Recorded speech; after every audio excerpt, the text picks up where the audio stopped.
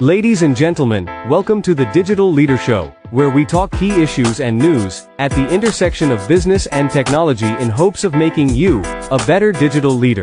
Hosted by Dan Goodstein and ERPA AI, a professional association, media and peer research network, providing education, networking and advice to over 130,000 global members on automation, enterprise AI, and digital transformation. We're live Wednesdays at noon Eastern, 9 a.m. Pacific on LinkedIn and YouTube, and the audio recording is available wherever you get your podcasts. And now, here's your host, Dan Goodstein.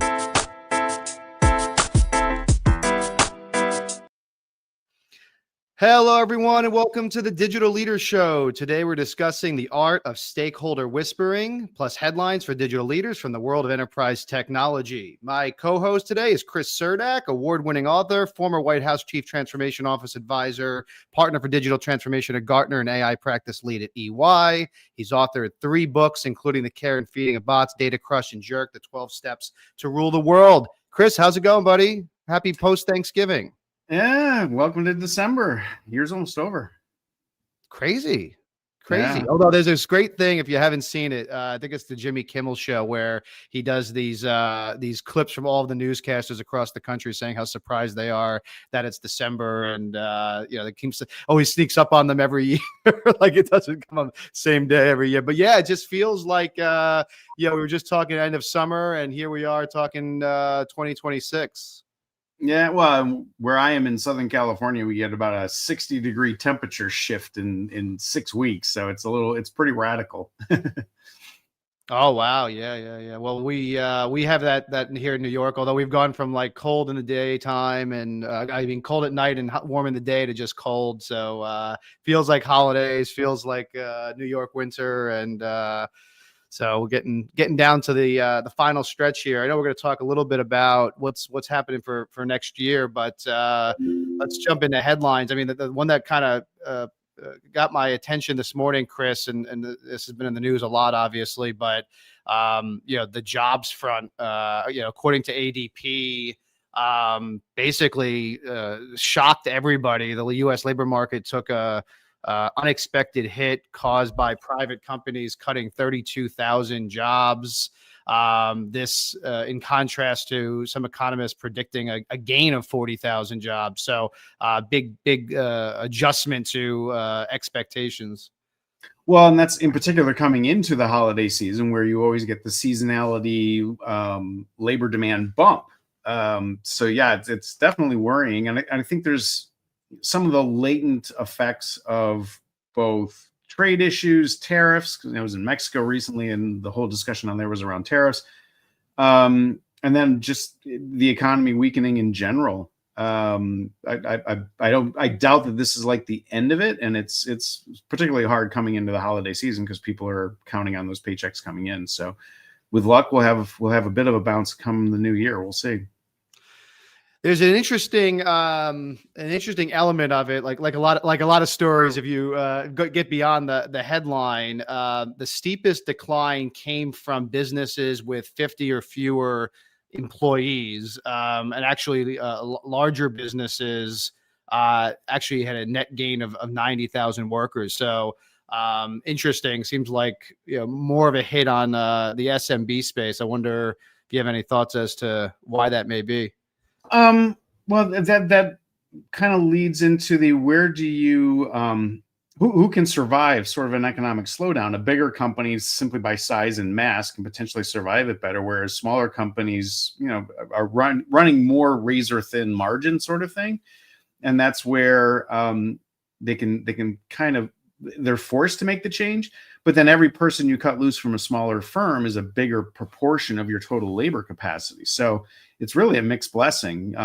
They can adjust their cost bases pretty quickly by cutting 1 or 2 people, but that also has a more significant impact on their capacity to operate. So if we look at smaller businesses as being the real engine of economic growth and activity in our country, that's more worrying than having 2/3 as many people doing Zoom calls every day at a Fortune 200.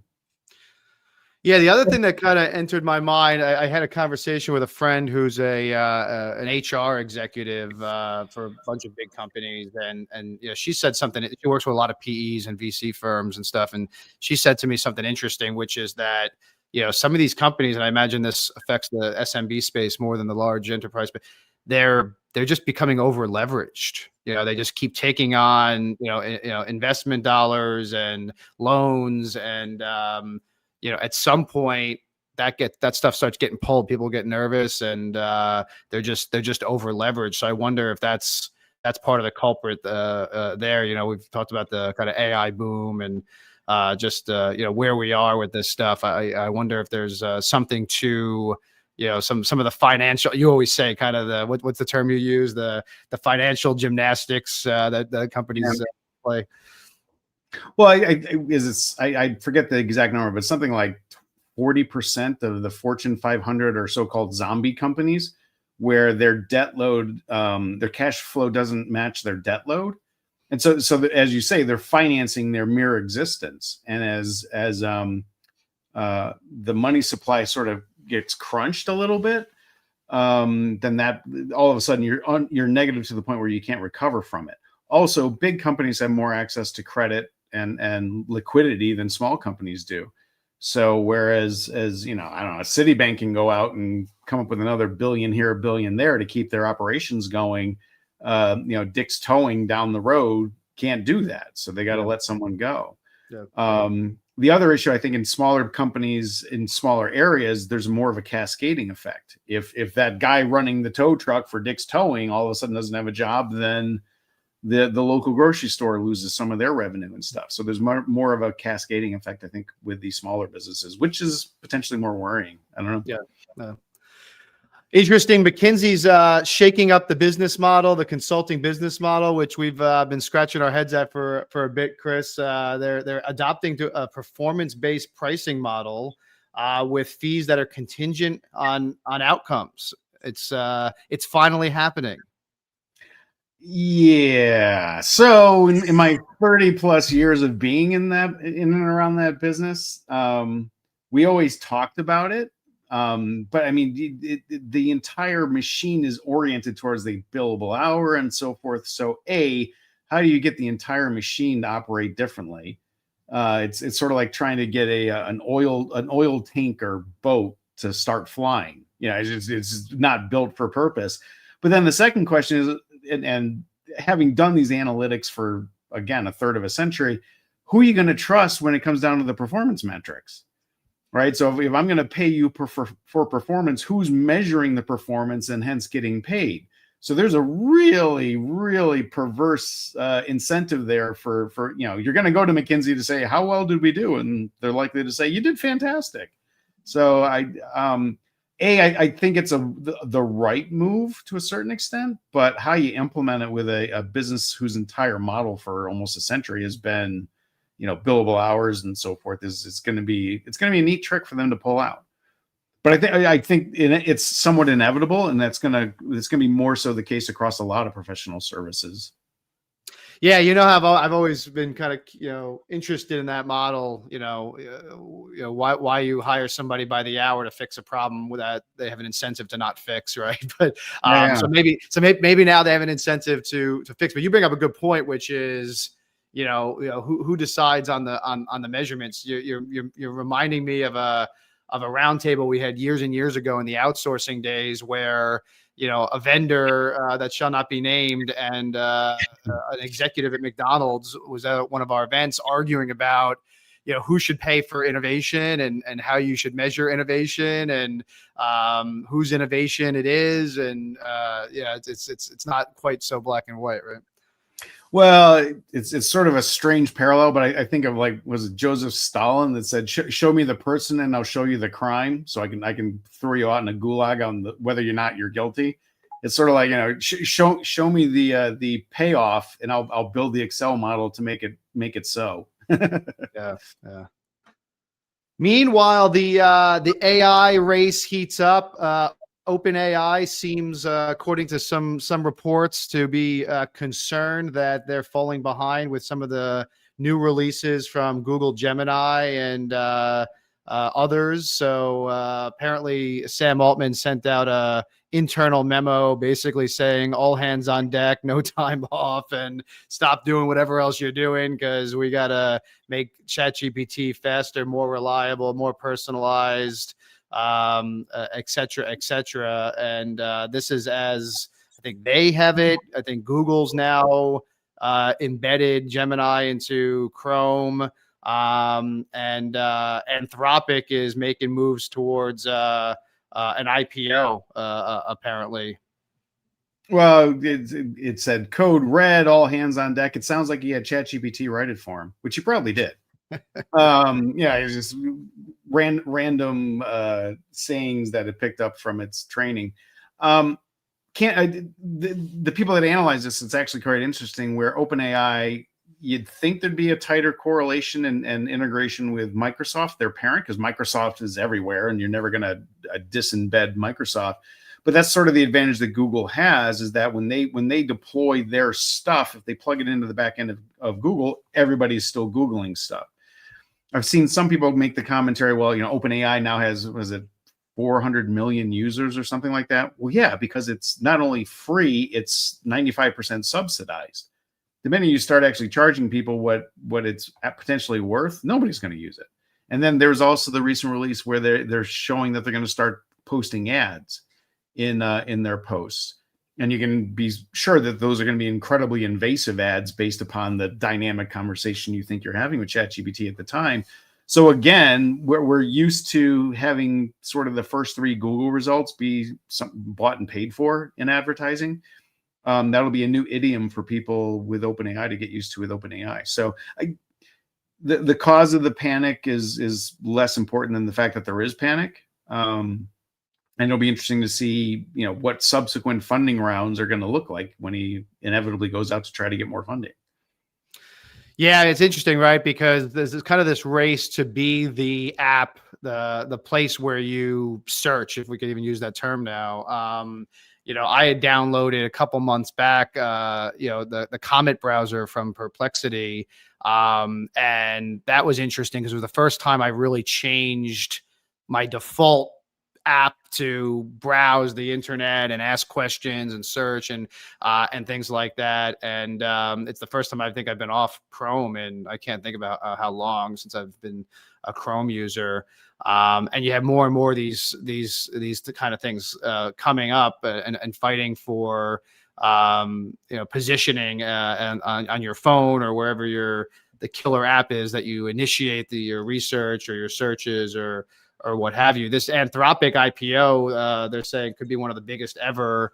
They're talking about valuations of like 300 billion, and interestingly beating OpenAI to the punch. I'm gonna reinforce how old I really am. I remember was it Time Warner that bought AOL in 2000, and it was the biggest acquisition ever. I mean, I'm having massive Groundhog's Day deja vu all over again. Could it happen, and would it be the largest IPO ever? Probably. Is there a good chance it'll crash just like AOL did shortly after it was bought in 2000? Yeah, better than 50-50, I think. We'll see. Yeah, AOL, I think we had on the show a few weeks ago. They just finally got rid of the rest of their... Yeah, right. So took 25 years to finally kill it off, but it certainly wasn't a good purchase mere months after they did it back then. So it'd be, and who has the liquidity right now to pay that much? It would be interesting to see. So I want to get to our guest for today. It's kind of the human side of things for a change. We spend so much time talking about AI, but excited to have our guest, Bill Shander's with us today. He's the author of Stakeholder Whispering. He's got 30 years of experience in information design, data storytelling, and visualization. He's the founder of Beehive Media. Has worked with a variety of organizations, Fortune 500 and government alike. Bill, welcome to the show. Thank you very much. I'm excited to be here. So I have to ask you how you got into this space. It's really interesting, as we talked about before, a couple different angles I want to ask you about. But how did you find yourself? How did you become the stakeholder whisperer? Well, it's funny. You were talking about McKinsey before. One of my very first clients was actually McKinsey a very, very long time ago. I had a lot of consulting firms as clients, and I was doing web design and development in the early years. And kind of like the AI crazy hype cycle right now, at the time, everybody would just show up and say, we need a website, just make a website, and just throw a website together. But they weren't really thinking about like why and how and who's going to look at this thing. What do you want them to do when they get there, et cetera. And so, I was doing this kind of work for people who were usually thoughtful and strategic about how they worked. And suddenly they weren't. And so long story short, I've been doing stakeholder whispering my entire career. And I think it's what's actually that made the difference for me in my career. Like the idea that clients hire me to do X, but X, the technical skills, what I really do for a living, sort of on paper, isn't as important as that therapy session, that conversation with them where I help them figure out what they really need before I actually do it. So that's how I got here is probably largely because working in consulting firms, I got up close and personal with these kinds of people, but I've been doing it for a very, very long time. And like I said, it's more important than the technical stuff that I actually do. So, you said something interesting to me before we went on live. I was thinking of this from the standpoint of, how to communicate with stakeholders and influence within the organization. And I want to talk about that. But you said something kind of interesting, which is, part of the time stakeholders don't even know what they're asking for and what they need. So what does that entail? Yeah, I mean, the basic idea. So, I know you talk about digital transformation, right? So think about how many digital transformation projects are just a disaster. Or you were just talking about the Time Warner AOL purchase, right? We do things, it's part of like an automated response. We're driven by our subconscious at all times. This is proven by decades of psychological research. And so in the work world, the example is, okay, hey, there's these new things out called CRMs or ERPs or LMSs or whatever it is. Let's do it. We need one of those because I heard our competitors have one of those. And so everyone marches ahead and they spend millions of dollars and they pay the consultants $1 gazillion and they spend a year or 3 years launching some giant system and it's an utter failure 90% of the time. And it's because no one said, well, gee, why are we doing this? What is the point? I mean, instead of being driven by that automated response, let's think it through and think about what we're actually trying to solve for and then focus on that. So, it's just a fact of life that humans are driven by their subconscious at all times, or we're driven by, competitive instinct or whatever other reasons. And our job is to slow it down and just be a little bit more strategic, a little bit more thoughtful about what we're doing and why we're doing it before we start doing it. Imagine that, right? Yeah, I think we live in this world where I read this book a few months back about deep work, this term deep work, and how basically nobody does it anymore because we're just in this reactive environment all the time of, answering emails and putting out fires and things. How do you create a culture around that? Or if you're an employee, how do you kind of see if that culture is going to exist, or do you just have to deal with these difficult stakeholders and the way they're doing things? Yeah, I mean, so first of all, it is definitely true that some companies have a culture where this is accepted, embraced even, and they really thrive on, hey, let's be thoughtful and really make sure we're doing the right thing. Other cultures are definitely a top down, just do what I say and don't, shut up about it already.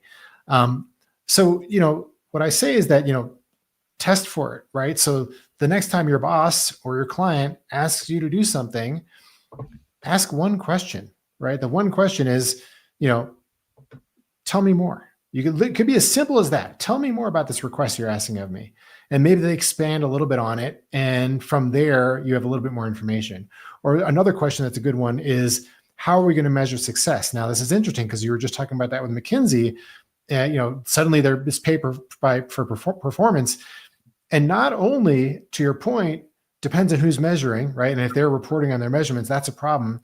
On top of that, there's a very famous quote, you can't manage what you don't measure. And that actually is not what was actually said.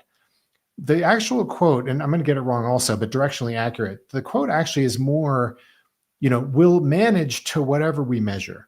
And the point that he was making when he said that is that whatever you decide to measure, that's what you're going to optimize for. So McKinsey, whatever they decide to measure, even if the company's going to do the measuring themselves, they're going to optimize for solving that and boosting those numbers. And so, when you're in the business world and your boss says do X, and you say, well, how are we going to measure success? Well, then now suddenly you're going to be oriented towards optimizing for that. But even that question should have a follow-up like, okay, well, why are we measuring for that?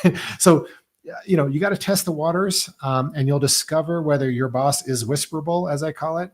And honestly, like the short answer is if your boss isn't whisperable, then you probably should find a new boss, because it's going to be a happier, healthier, and more productive work environment when you work somewhere where that is the culture of the organization.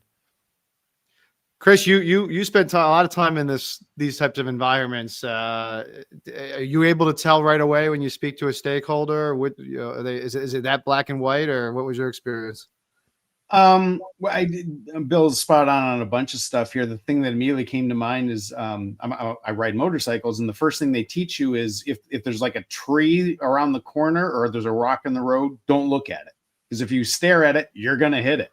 And to your point, like if I set up a metric, I'm going to hit that metric, even if it's not good for me.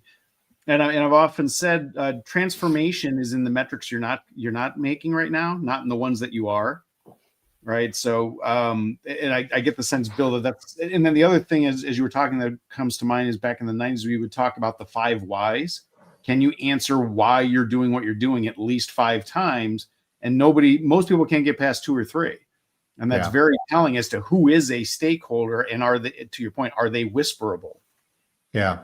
Yeah. The 5 whys are great. I talk about that in the book. And the basic idea, for those of you who aren't familiar with it, you're asking why. And the first answer is a surface level answer. And the next why and the next why, eventually you get to the real root cause of the issue. But, Chris, to your point, I was looking you up on LinkedIn, and I noticed you actually, in your banner on LinkedIn, you have one of the greatest data visualizations of all time, which is the survivor bias visual. And for those of you who don't know the story, it's a picture of an airplane and it has a bunch of dots, which represent where this plane, World War II, this is a true story from World War II, where the plane got shot. And so the basic idea is these planes would come back, the mechanics would notice all the holes, and then they would try to figure out what to do about that. And the answer was, oh, well, look at all the holes in the tips of the wings or on like the tail. We should put armor there because we're obviously getting shot a lot there. But that's the exact opposite logic, because those are the planes that made it back. In other words, the plane can fly just fine. It has a bunch of holes in the tips of the wings and in the tail. Where you don't see any holes, those are the planes that probably didn't make it back. So to Chris's point, it's the data you're not thinking about. It's where you're not looking that you have to be really thoughtful about. And that's our job as stakeholder whisperers, is to say, okay, I heard you ask for X. I know that everybody's doing X. The normal thing is to do X. I wonder if there's something other than X that we should be thinking about. Not exactly. Well, and for me, that came from my time building spacecraft, where it's, half of mission success is not failing. And we spent so much time, we had a bunch of engineers that were trying to get to Mars. And I was the guy that said, okay, don't blow up along the way. And so generally speaking, if you're failing at the stuff that you're concentrating on, then you're just incompetent. If you're failing at the stuff that you didn't concentrate on, that's your opportunity. Right. Yeah, that's a great example. So, Bill, how do we do this in practice, though? I mean, we live in a corporate world where everything is KPIs and dashboards and reports, and our audience is largely technical people, largely data people. So it's like it's data analysis paralysis sometimes. Do we just have to split the difference, or does that not work at all? How do you kind of figure out the mixture of reading between the lines and data that's really not data, but it's more information, to your point? Yeah, I think the first thing is that, data people of all people should realize that data is inherently flawed, right? There is no such thing as perfect data. And so, we know the numbers we're getting from here, and here are missing stuff, or we've analyzed it from a certain perspective, et cetera. There's all kinds of biases at play, conscious and subconscious. And so our data is imperfect. That doesn't mean we don't use it. Of course, we got to use it. But it means, allow ourselves to recognize that everything has gray area and to essentially question everything. I call it, engage your useful paranoia, be a little bit paranoid. What's wrong with this data? What's wrong with these decisions I'm making? What's wrong with this plan? And probe it, just investigate it, ask a few questions. And that includes even when you have, okay, we have these KPIs and we have these KPIs for a reason. Like, we have quarterly results and, the market is watching, blah, blah, blah. All right. But you know what? Next quarter, maybe the KPIs need to shift. And the best example I can give is, remember COVID? In COVID, all of a sudden, every dashboard in the entire corporate world was useless when COVID hit. Because instead of, if we're below 3% growth or, below 2% growth, it's a disaster. Well, then it was, if you were above negative 10% growth, you were like heroes, right? So you got to change your thresholds. You always got to be dynamic and be able and willing to adjust your perspective and what you're shooting for and how you're shooting for it. So, again, data people should be more aware of this than anybody. We sometimes get hyper focused on the numbers, but remember that all data is flawed. It's all gray area. So take a step back and just question everything a little bit.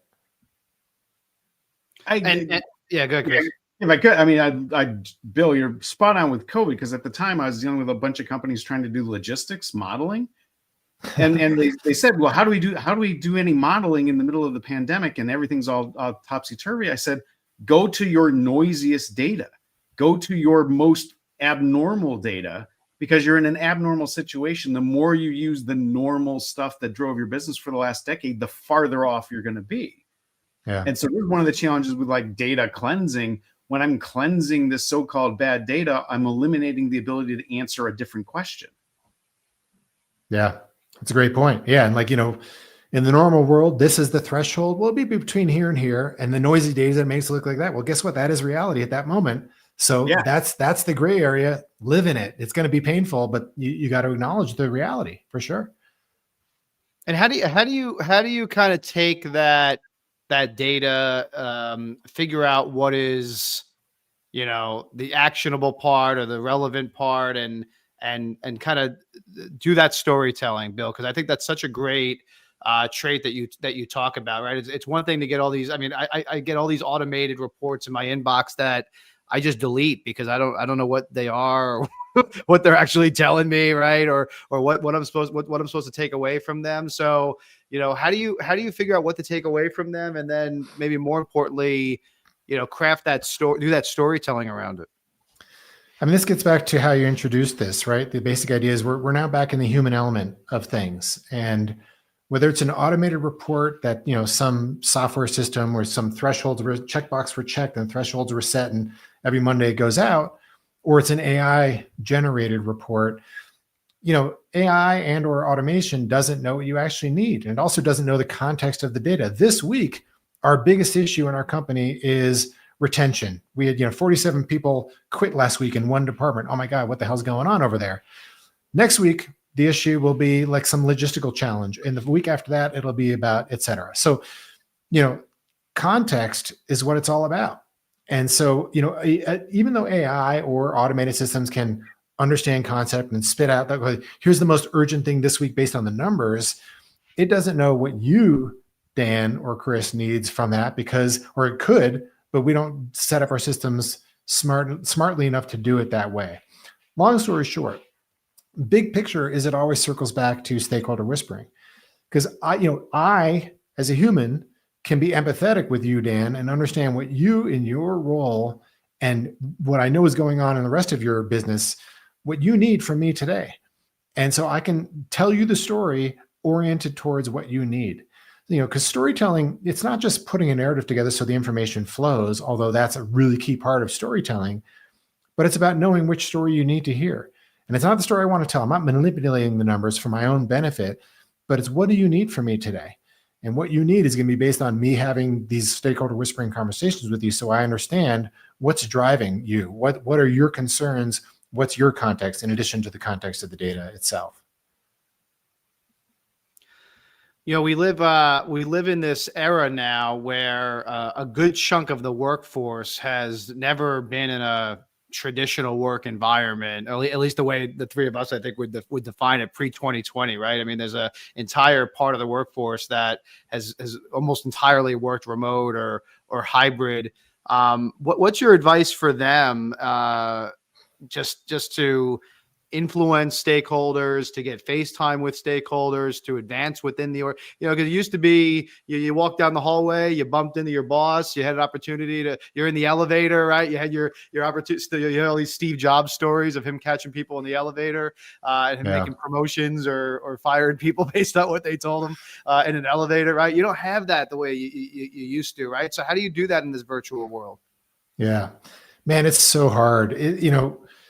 Zoom came along, COVID hit, Zoom was there, and it worked incredibly well. It surprised most of us how easily we could shift to a remote only world. And, I teach workshops, clients hire me to teach them data storytelling and visualization.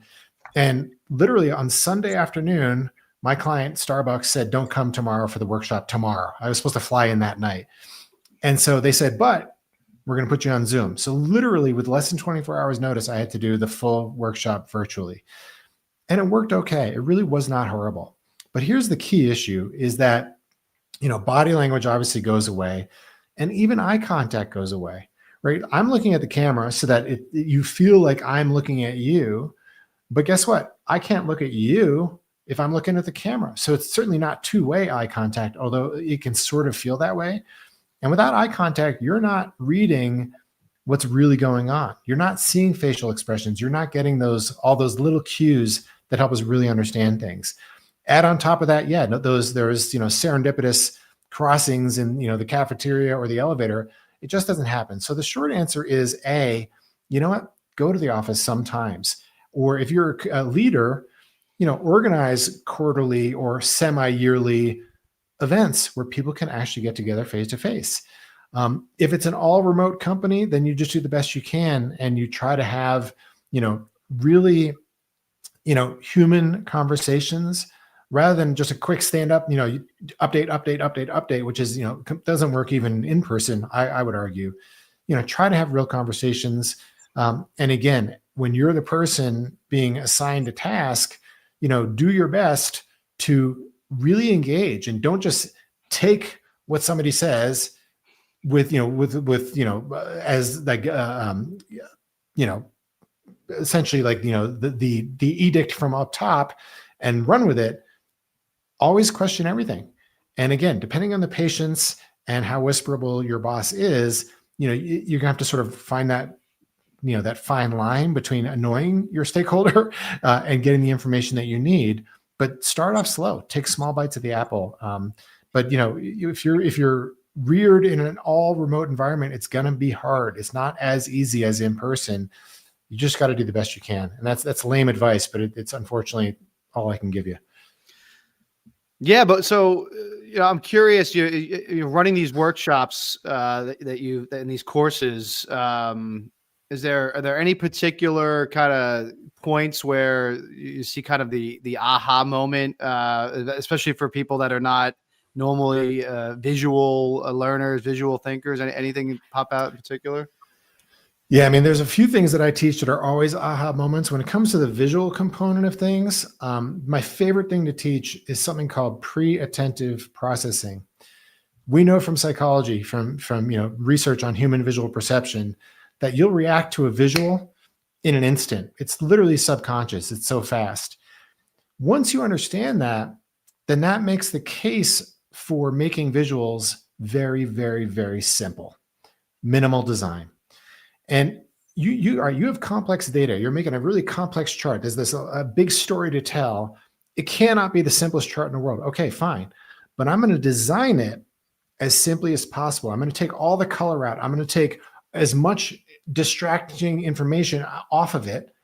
And the one thing that I need you to see, and by the way, this gets back to the storytelling. What do you need, Dan, right now about this data?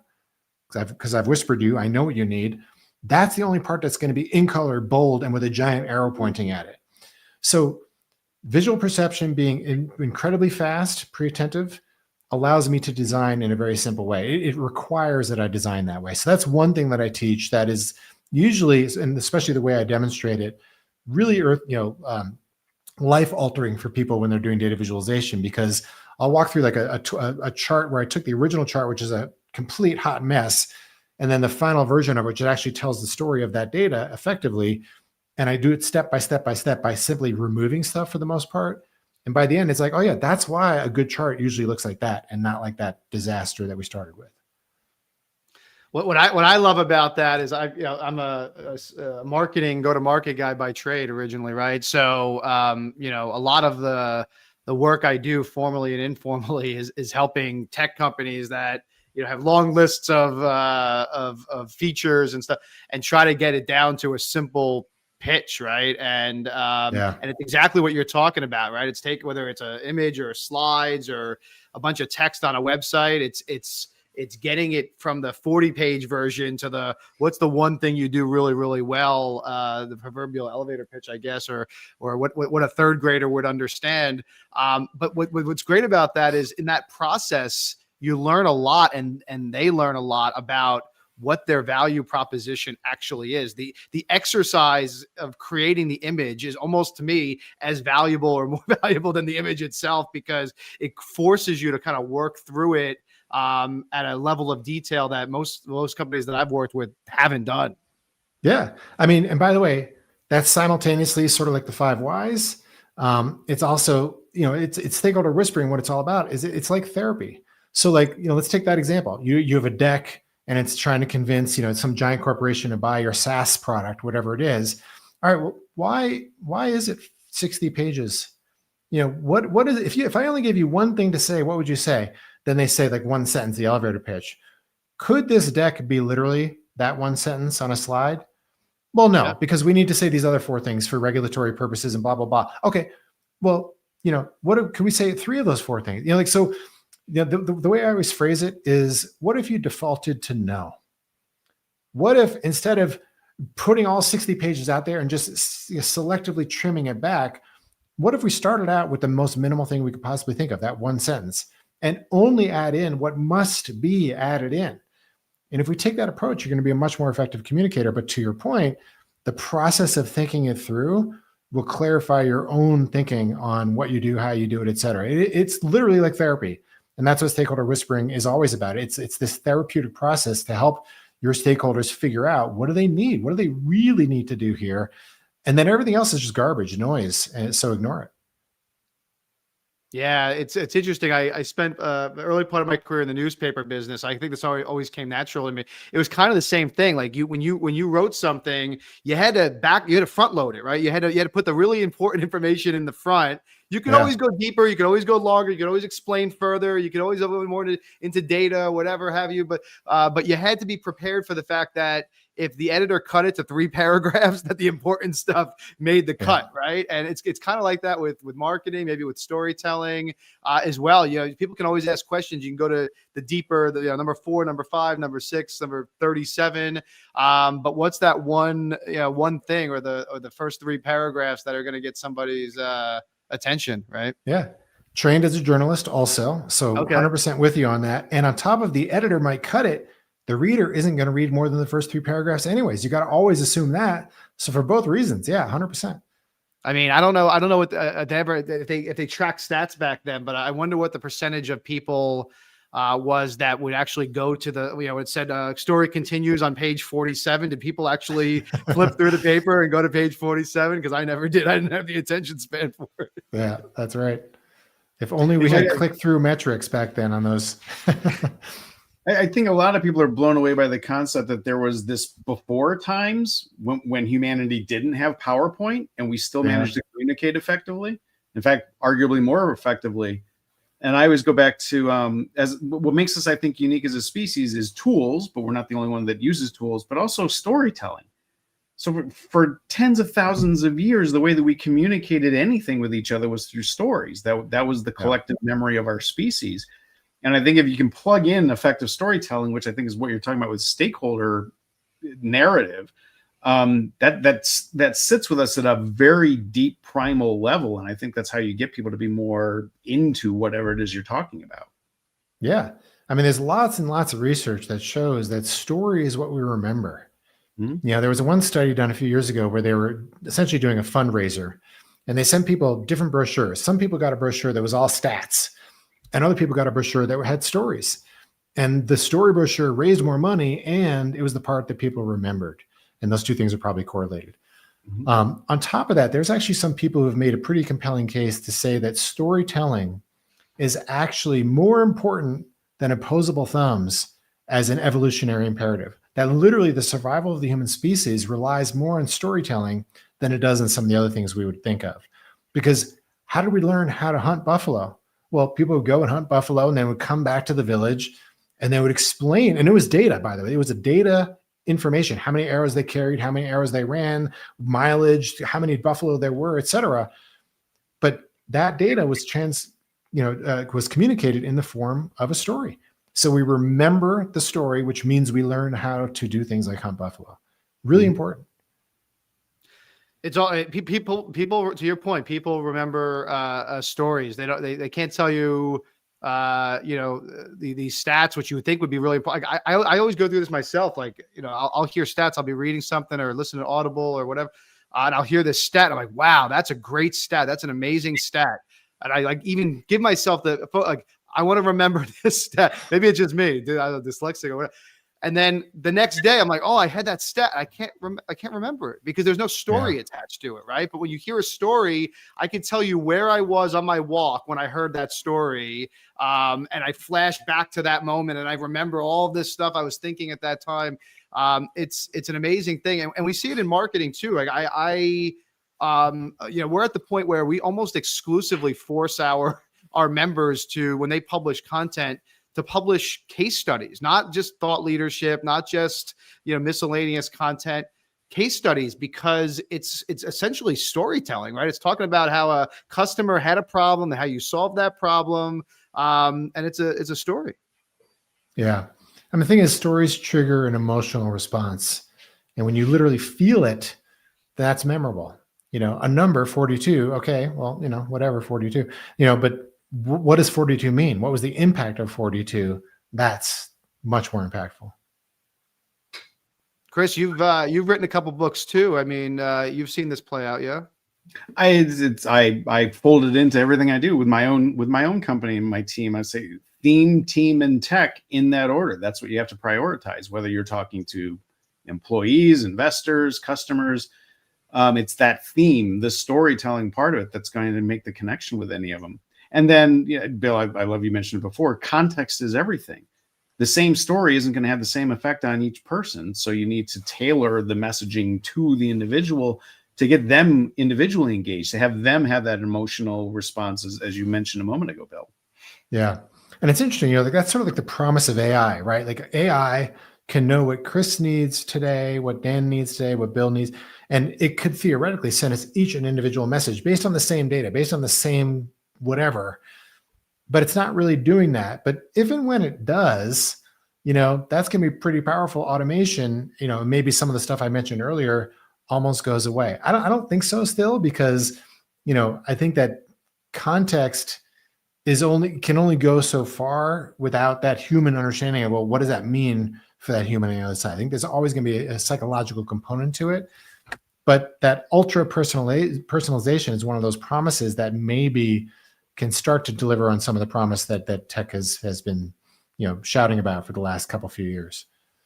Well, and Dan, this is a favorite of mine. I've been arguing all along that transformers inherently strip context out of language. So I actually shudder to think, Bill, that we actually figure out the technology to do that, because when we can take an AI and have it be context sensitive, like you just described, then we're probably in real trouble. We're all going to be plugged into the matrix and we won't know it. Yeah, definitely true. So, Bill, one final one, if you could maybe leave our listeners, our viewers, with some final advice for anybody that's watching that's kind of stuck in a messy stakeholder dynamic, competing priorities, last minute changes, other than quit their jobs. What are a few simple behaviors they can try this week to be more of a shareholder whisperer? I think it really mostly comes down to, first of all, recognizing that these people exist, and I do talk about that in the book. I have a chapter about the trouble you run into, and I sort of name a few of the characters, like the passive aggressive leader or whoever, the kinds of people who might be unwhisperable or less whisperable. Recognize it. And yes, if you can move on, please do. But if you can't, then, take small bites of the apple. The fact is, even your most difficult stakeholders would prefer that you do a good job than that you execute on some stupid task that ends up wasting a ton of money and a ton of time and gets them in trouble with their stakeholders. Because don't forget, your stakeholder has stakeholders, right? So take small bites of the apple. Can you get an hour-long meeting every time your boss asks you to do something? Probably not. And will it be a productive meeting? Maybe not. But can you get 5 minutes? Can you get that one question of additional clarity addressed? And then by the way, when you do that, the whole thing is about building trust. Once you've done that and you've delivered a better experience because of that, then the next time you might get 2 or 3 questions in. And before you know it, you have hour-long meetings every time because your stakeholder begins to recognize how good you are at this and how much of a difference that it makes. So, recognize it and take small bites of the apple is probably the best short advice I can give. Great advice, Bill. Thank you so much. Where can people find you? Where can they buy the book? I'm always available on my website, billshander.com. There's a link to the book there. And of course, it's on Amazon and everywhere else you can find books these days. Sounds good. Bill, thanks for joining us. Thank you so much. It was fun. Thank you. Chris, good conversation. I promise I'm not trying to find people that agree with you. In fact, I'm trying the opposite. I'm trying to find people that don't agree with you. But I'm starting to learn that you were right about a lot of things. It's selection bias. Maybe that's that airplane thing that we were discussing, where I just have more holes than most people. But he's spot on. The more we're counting on automation and the technology and so forth, the more the human aspects are going to be the determinant of who succeeds and not. I think back to ERP. Everybody needed ERP because it gave you world-class processes. But if your processes are like everyone else's, then there's nothing to differentiate you. So I think we're heading down that sort of path even faster now. And whatever that last percentage of your organization that can touch on people's human aspects, that's what's going to differentiate you. Yeah, makes sense. Well, thanks for joining us, everybody. We'll be back Wednesday at noon Eastern, 9 Pacific. In the meantime, if there's anything that you're working on, you need some help, some advice, please go to irpaai.org. You can reach out to us there. In the meantime, have a great week. Thanks, Chris. Yeah, take care, Dan.